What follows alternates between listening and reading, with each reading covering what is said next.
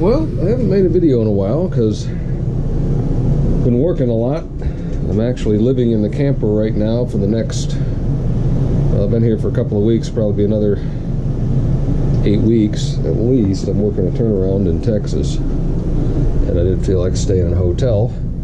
But I'm going to show you a few little hacks that I've done over the 3 years we've owned this thing. That make it a little bit more livable, a little bit more functional. You know, the first thing we did when we got it is we picked up one of these little Dysons and just mounted it there out of the way. Works really well. Just plugged it in up here next to the TV, and then we added the second TV in the bedroom. Didn't come with it, but that was something we added. Works well, no issues with that. And then about 2 weeks ago, when I finally started living in this thing after 3 years, I finally found a place to mount the toilet paper roll. We hadn't done that because we usually just left it sitting on the countertop here because it was easy enough, but I need more room in the little bathroom in here, so I mounted it there. It doesn't move, the shower door doesn't hit it, you know, it doesn't get wet. It's pretty good, no issues. The only thing I did do is I opened up here because there's a lot of water stuff. All your stuff's in there for the flushes and the piping and the filters and everything, to make sure there was nothing behind here when I put the screws in it.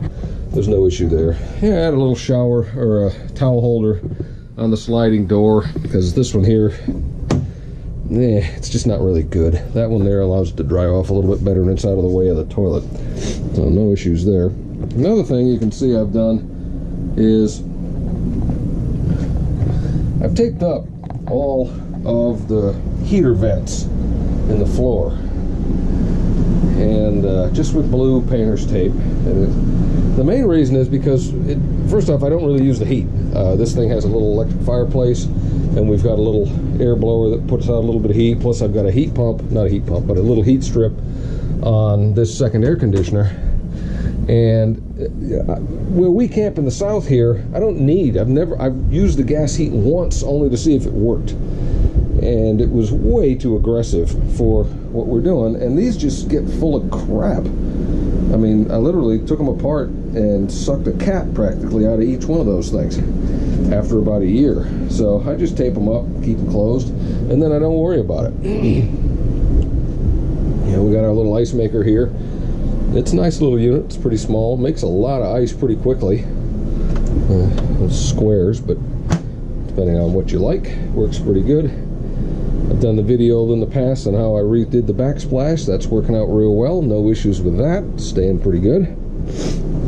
And another thing that you really need to get, just in case, even if you don't, is a headlight of some sort. This is, I don't know, I got it on Amazon. It's an Inno Gear or whatever, and it's a monster.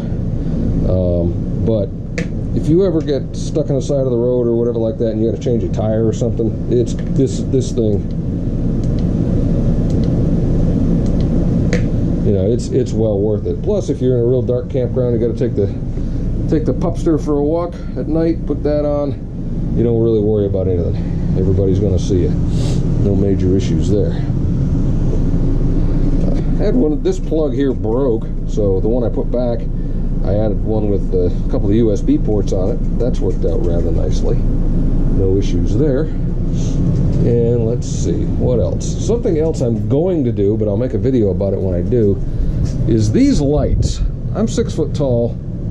These lights are not. And if I'm trying to cook and use the center island, I will bash my head repeatedly on these because I'm an idiot. So I'm going to take these apart at some point and see if I can get rid of this stick and move the globe up here. And if I can do that, I'm going to make a video on how exactly that works. I think it may just unscrew, but I'm not 100% sure, and I don't just want to go twisting on it because there's wires in this thing, and so I don't want to rack on that. No issues there.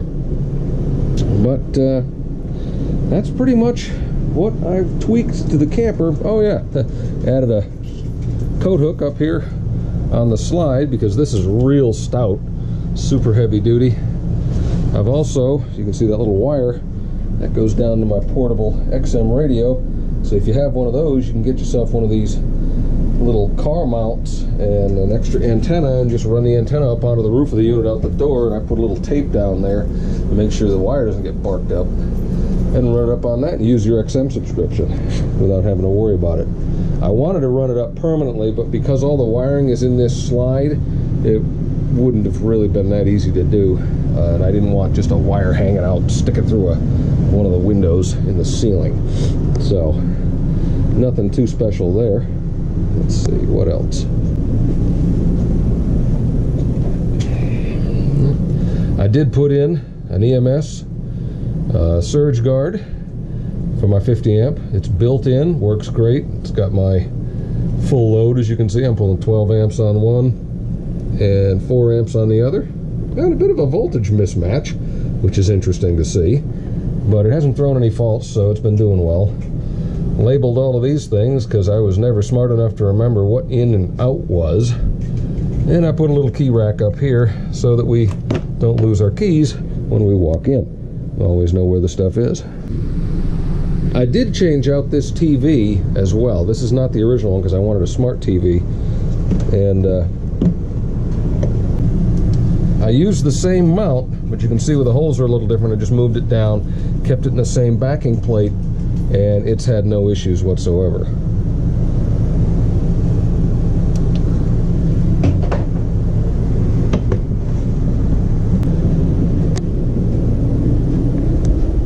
Alright, and that is a quick rundown of the little tweaks and mods that I've done to my Flagstaff 832 IKBS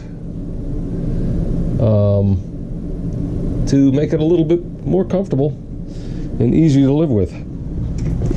If you see anything that I missed, or if you have any questions on any of them, please feel free to shoot me a line in the comments. Talk to you later.